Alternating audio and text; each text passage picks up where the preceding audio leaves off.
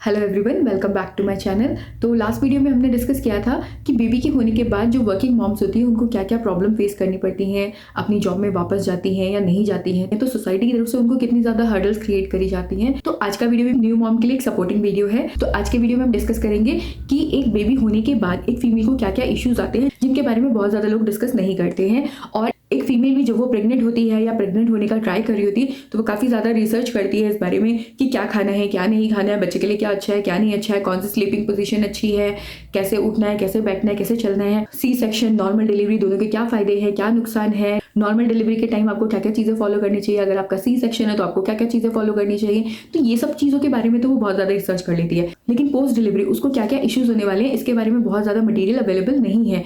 और अगर होगा भी तो वो बहुत ज़्यादा इन चीज़ों में रिसर्च नहीं कर पाती है क्योंकि उसका सारा ध्यान उस टाइम बेबी से रिलेटेड चीज़ों पे होता है। और बेबी होने के बाद भी उसका सारा ध्यान बेबी से रिलेटेड चीज़ों में ही होता है कि मेरे बेबी के लिए ये लेना है, ये लेना है, ये लेना है, इस तरह के मुझे इंस्ट्रूमेंट्स यूज़ करने हैं। बट खुद की हेल्थ के लिए उसे क्या क्या करना है, अपना ध्यान कैसे रखना है, इस बारे में उसे बहुत ज़्यादा नॉलेज ना तो होता है, ना ही उसे कोई बहुत ज़्यादा बताता है। यहाँ तक कि डिलीवरी के बाद वो एक नॉर्मल रूटीन चेकअप तक के लिए नहीं जाती है। उसको अगर याद रहती है तो सिर्फ अपने बेबी की वैक्सीनेशन डेट्स याद रहती है कि इस टाइम पे मुझे डॉक्टर के पास जाना है, और उसके अलावा उसके बेबी को अगर कोई इश्यू होता है, फीवर हो गया, कफ हो गया, उससे रिलेटेड वो डॉक्टर के पास जाती है। अदरवाइज वो एक नॉर्मल रूटीन चेकअप के लिए भी डॉक्टर के पास तक नहीं जाती है अनलेस अंटिल डिलीवरी के टाइम रिकमेंडेड हो। सपोज किसी का सी सेक्शन हुआ है या नॉर्मल डिलीवरी हुई है या फिर उसे स्टिचेस आए हैं, तो उससे रिलेटेड अगर मैं बात ना करूँ तो उसके अलावा अगर एक नॉर्मल रूटीन चेकअप के लिए जिस तरह से वो पहले जाती थी ड्यूरिंग प्रेगनेंसी, वो बाद में नहीं जाती है। क्यों? क्योंकि most of the time doctor recommend ही नहीं करते हैं। नॉर्मल डिलीवरी के केस में तो और ज्यादा वर्स कंडीशन है कि फीमेल को लगता है कि मेरा तो नॉर्मल बेबी हो गया है और उसके बाद उसको जरूरत नहीं है इन सब चीजों की। तो अब दिक्कत कहाँ आती है कि उसको पता ही नहीं है कि उसे करना क्या है। वो रात रात भर जागती है, उसे नींद नहीं आती, वो रात रात भर उठकर बेबी को फीड कराती है। उसके अलावा उसे पोस्टमार्टम एंजाइटी भी होती है, वो उठ उठ के चेक करती है कि मेरा बच्चा सांस ले रहा है या नहीं ले रहा है, कहीं मैं रात को सोए सोए इस पे हाथ ना रख दूं, कहीं मेरे हाथ से गिर ना जाए, कहीं से कुछ हो ना जाए। पोस्टमार्टम डिप्रेशन के बारे में आपने बहुत ज़्यादा सुना होगा, बट हाँ, पोस्टमार्टम एंजाइटी भी एक चीज़ है जिसमें उस फीमेल को हमेशा डर लगा रहता है कि मेरे बच्चे को कुछ हो ना जाए। वो उसे नहलाने जाती है तो उसे लगता है कि कहीं मेरे हाथ से फिसल ना जाए। प्लस उसके अलावा जो रिलेटिव्स होते हैं, जो आपके घर के बड़े होते हैं, जो आपसे मिलने आते हैं, तो उनको चाहिए कि वो उस फीमेल को पैम्पर करे, उसको हेल्प करे इन सब ट्रॉमा से निकालने की। उल्टा वो उसको और ज्यादा डरा देते हैं कि अरे तुम ऐसा कर दोगी तो बच्चे को ऐसा हो जाएगा, तुम ऐसा कर दोगी तो बच्चे को वैसा हो जाएगा। कुछ बातें तो ऐसी होती हैं जिनके पीछे लॉजिक तो दूर की बात, ना उनका कोई सर होता है, ना उनका कोई पैर होता है, बस किसी ने किसी को बोली होती है, फिर आगे मोल्ड हो के वो चीजें चेंज हो गई होती है और उनके पीछे कोई लॉजिक नहीं होता, कोई रीजन नहीं होता। वो सिर्फ आके उस फीमेल को और ज्यादा डरा देते हैं।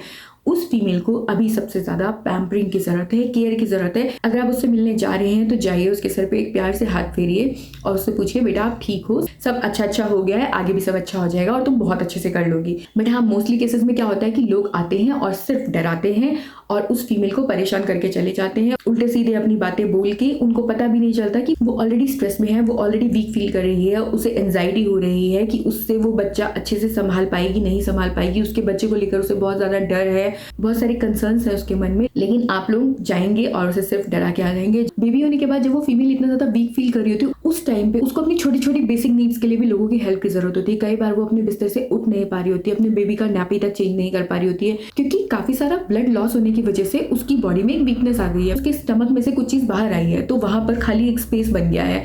तो वो स्पेस को भरने में टाइम लगेगा, उसके यूट्रस को कॉन्ट्रैक्ट होने में टाइम लगेगा, अगर उसको स्टिचेस आए हैं तो उसको रिकवर होने में टाइम लगेगा। तो इस टाइम पे वो अपनी बेसिक नीड्स के लिए भी लोगों पे डिपेंडेंट होती है, यहाँ तक कि बेड से उठने के लिए, बेबी को उठाने के लिए, फीड कराने के लिए, वॉशरूम जाने के लिए। तो इस टाइम पे उसे बहुत ज्यादा हेल्प, बहुत ज्यादा सपोर्ट की जरूरत होती है और वो जल्दी से किसी से हेल्प के लिए बोल नहीं पाती। क्यों? क्योंकि उसे पता ही नहीं कि एकदम से उसे इतनी वीकनेस हो कैसे गई, वो अपनी छोटी छोटी चीजों के लिए दूसरों पे डिपेंडेंट हो रही है। तो उसके अंदर एक गुस्सा, एक एग्रेशन भी आता है खुद को लेकर कि मैं ये भी नहीं कर पा रही हूँ, मैं ये भी नहीं कर पा रही हूँ। तो इस टाइम पे उसे बहुत ज्यादा प्यार, बहुत ज्यादा पैम्परिंग की जरूरत है, बहुत ज्यादा केयर की जरूरत है। तो अगर हो सके तो जितना ज्यादा से ज्यादा उसकी इस टाइम पे केयर कर सकते हैं, वो बोले या ना बोले, उसकी केयर कीजिए और जताइए मत कि आप उसकी केयर कर रहे हैं। उसको हो सकता है एक पानी का ग्लास लेने के लिए भी आपकी हेल्प की जरूरत पड़े, बट हाँ, ये टाइम भी निकल जाएगा। आप उसको कुछ ड्यूरेशन से जानते होंगे तो आपको पता होगा कि वो अपनी इतनी छोटी चीजों के लिए आप पे डिपेंडेंट कभी नहीं हुई। तो इस टाइम वो अगर आप पे डिपेंडेंट है भी तो उसको जरूरत है इस टाइम आपकी। इस टाइम पे फ़ायदा मत उठाइए, जताइए मत कि हम तुम्हारे लिए ये करें, हम तुम्हारे लिए वो करें।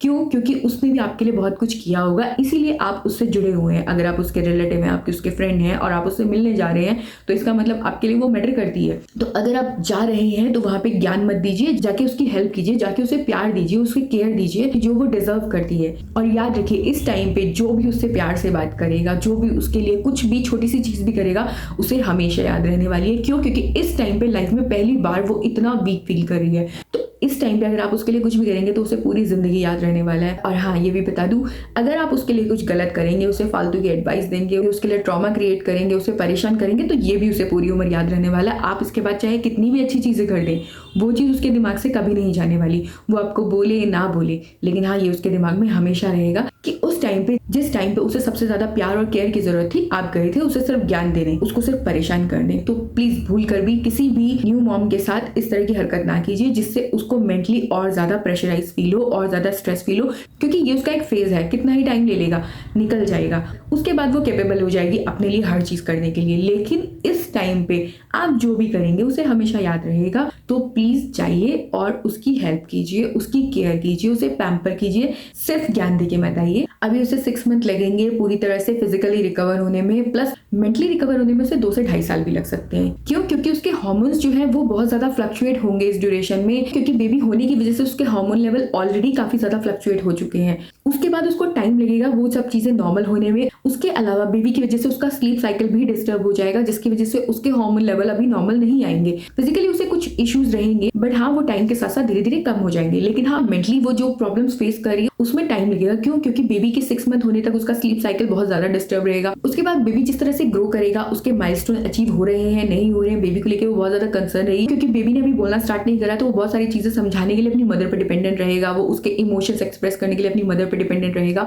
तो जब तक बेबी बोलना स्टार्ट नहीं करता है तो वो बहुत ज्यादा अपनी मदर पर डिपेंडेंट रहेगा। तो उसकी वजह से मेंटली उसको पूरी तरह से रिकवर होने में 2 से 2.5 साल लगेंगे। जब बेबी बोलना स्टार्ट कर देगा, उसे थोड़ा कॉन्फिडेंस आ जाएगा अपने ऊपर भी, बेबी के ऊपर भी, कि अब चीज़ें थोड़ा सा नॉर्मली ट्रैक पर आ रही हैं। तो उसके बाद जो उसका मेंटली स्ट्रेस लेवल है वो थोड़ा नॉर्मल आ जाएगा, और उसके अलावा उसके जो हार्मोन इम्बैलेंस है वो भी सारी चीज़ें नॉर्मल हो जाएंगी। लेकिन हाँ, अगर आप एक्सपेक्ट कर रहे हैं कि ये बिल्कुल पहले जैसी हो जाएगी जैसी ये डिलीवरी से पहले थी, तो प्लीज़ मत कीजिए। क्यों? क्योंकि काफ़ी सारी चीज़ें हैं जो कभी भी पहले जैसी नहीं होंगी। एक पर्सन उसकी लाइफ में ऐड हो गया और वो पर्सन काफ़ी हद तक उस पर ही डिपेंडेंट है, तो आप ये मत सोचिए कि वो बिल्कुल पहले जैसी हो जाएगी। लेकिन हाँ, उसका जो ये फेज़ है वो निकल जाएगा, उसके बाद वो मेंटली और फिजिकली स्टेबल हो जाएगी और वो चीज़ों को बहुत अच्छे से डील कर लेगी। लेकिन हाँ, इस टाइम पे उसे सबसे ज़्यादा ज़रूरत है आपकी, आपके सपोर्ट की। तो उसे जाके स्ट्रेस मत दीजिए, उसकी हेल्प कीजिए, उसे प्यार दीजिए, उसे केयर दीजिए और उसे समझाइए कि सब ठीक हो जाएगा, अभी भी सब कुछ तुमने अच्छे से कर लिया, आगे भी तुम अच्छे से कर लोगी।